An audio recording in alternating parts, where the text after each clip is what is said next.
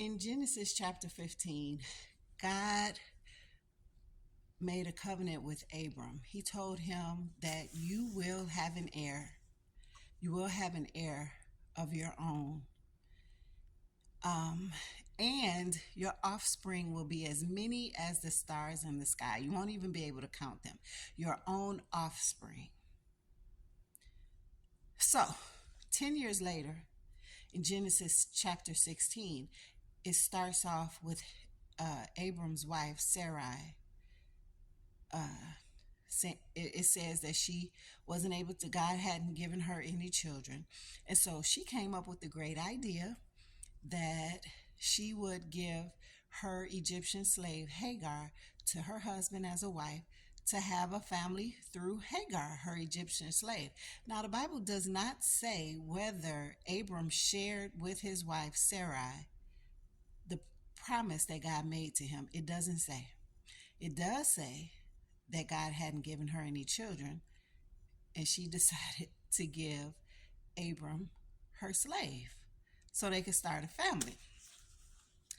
Abram agreed. Now, I've heard a lot of different preachers, speakers, people talking bad about Abram. You know, women today, we like, who would do that? I wouldn't give, I wouldn't, da, da, da. Back then, in the Bible times, it was not uncommon that uh, the husbands would have babies by the slaves. That just wasn't uncommon. It's uncommon today for some of us. Some of us be doing all kind of stuff, you know.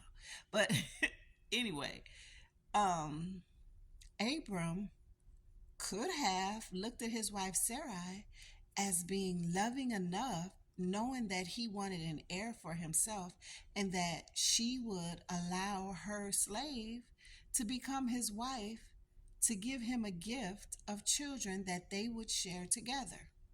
Bible doesn't say. Just a thought. I don't know. Abram could have been thankful for his wife because he knew what God said to him, but he didn't know if who the baby was going to come from. He just knew that he would have an heir. So he could have been loving his wife for sacrificing and giving up her slave to become his wife when she was already his wife. We don't know. We only speculate. What we do know is that didn't turn out right because Abram laid down with Hagar and she got pregnant, and then she started looking at Sarai with contempt. Like, I don't know, she was better than her because she was able to get pregnant and Sarai wasn't. And then Sarai got mad at Abram. Who knows? She may have thought that while they was laying up somewhere, he was whispering sweet nothings, and all he was supposed to be doing was knocking her up. I don't know. Who knows? What I do know is God had a plan, but God wasn't very specific until later with Abram and Sarai, letting them know that the baby would be from them two and not from anybody else. But I think about it, how we start doing stuff. God will say something and then we'll do something like we're trying to help God along. And if you read the story, starting from Genesis chapter 15, and just read it through, you'll see it became a great big mess. Hagar felt bad because Sarai started really mistreating her very badly, that she ran away. She was pregnant, and then God spoke to Hagar and said, go back to your mistress, go back to Sarai. You are pregnant with a son. God let her know. She didn't go to the doctor and the doctor took an ultrasound or nothing. God let her know she was going to have a son. He also let her know that her son was going to be a fighting man, that he was going to fight people and people were going to fight him all the days of his life, but that there would be many that come from him too. God blessed. The baby's name was Ishmael. God blessed Ishmael. but they did it wrong. They did it on their own. Believe in what God said. It's like you can believe what God is telling you, but because He hasn't been very specific in what He told you, then you start trying to help it along. And we cause problems for ourselves when we do that. If God tells you something, yes, in faith, you should believe every word that He says. But if He is not very specific, then you don't get to moving and try to help Him out.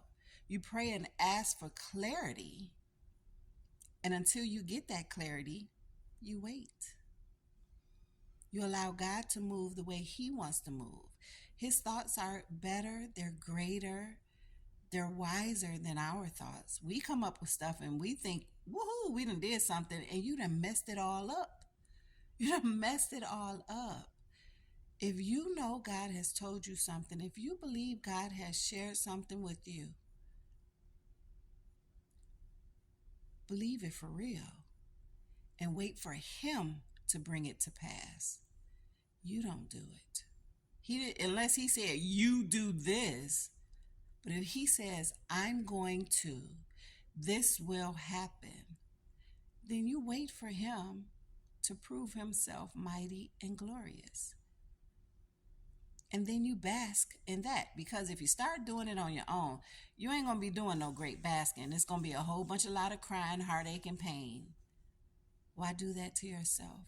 Why step ahead of God and try to be Him? We don't realize as we are doing things ourselves, we really are trying to be God. God doesn't like that. So He doesn't bless that. Trust what He said and wait for Him. Listen, y'all, don't praise me. Praise God who gives it to me to share with you. I love you.